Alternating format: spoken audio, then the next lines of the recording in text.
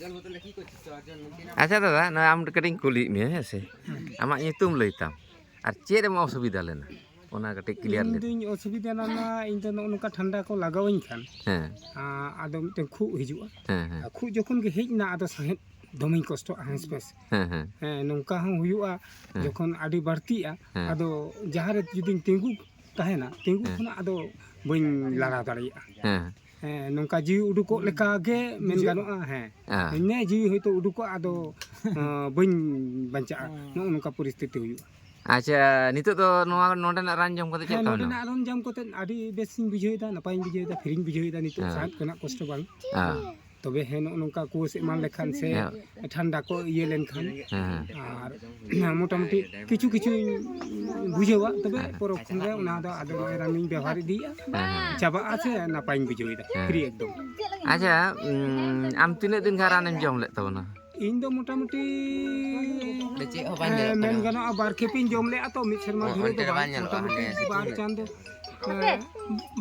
चांदो पे चांदो कानी जम ले पे चांदो कानी जम ले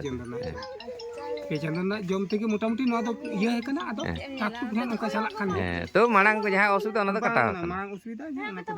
बनु आदो ताहले आमा nyutum खटे ले में इजे nyutum ᱫᱚ ᱦᱩᱭᱩᱜ ᱠᱟᱱᱟ ᱥᱩᱠᱞᱟᱞ ᱥᱟᱨ ᱟᱛᱩ ᱫᱚ ᱦᱩᱭᱩᱜ ᱠᱟᱱᱟ ᱡᱩᱡᱟᱨ ᱫᱷᱟᱨᱟ और पोस्ट दो काकड़ा जू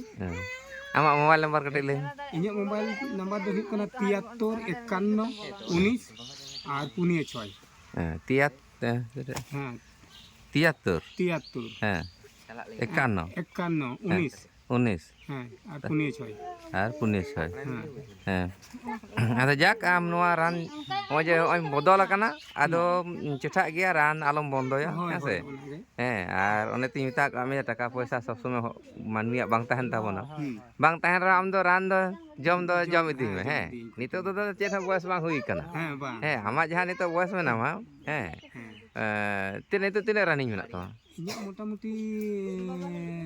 53 54 गान नोका ताहले नितो 60 बছর जेताना ताहले एना गे बयस दो बन मेता बखाय दो 45 50 दो नितो दो बयस रना दो बांग कना किंतु रोग ते बन आक्रांत लंका तो चेन बना ठीक गया नोंका के पसना में और इन रोगी को मेता को जे नई शुक्लाल दादा ठन जोगाजोग पे और जुदी नई दादा ठे पे जोगाजोग ना जीजे धात करे काकड़ा जोर करे तो जहाँ तिने मारे आजार को जहाँ को एलोपैथी तो एलोपैथी बइन दुसो दा जे ओना दो रान बांग कना किंतु ओना को इमारजेंसी रने कना जहाँ को तो ओना को रान जम बड़ा कते रह बावन बेसो कना तबे इन दिन रिसर्च तबना पीए बॉडीया संताल मेडिसिन ओना लेकाते होय तो आम के तम नेल इदी बेस बाड़ी एवं व्यवहार मको इनोइन आदो ट्रीटमेंट एलोपैथिक लेकान दो बाय कमी ना व्यवहार हुआ चेदा से आजार होतो उमेर कना आजार होतो उमेर उनी तो ताले उनी दो उना उसरे कमी बार दो और ओना करन पेशेंट को लिया जे शुक्लाल दादा ठे जोगाजोग पे उनी ठेन के आस्ते आस्ते रानिंग भेजाया और फोन इन हिड़िंग ले तो तो वही फोन दाड़े हम कांता ठीक है ओने नंबर दे के ठीक है मा ताले जोहार गे जोहार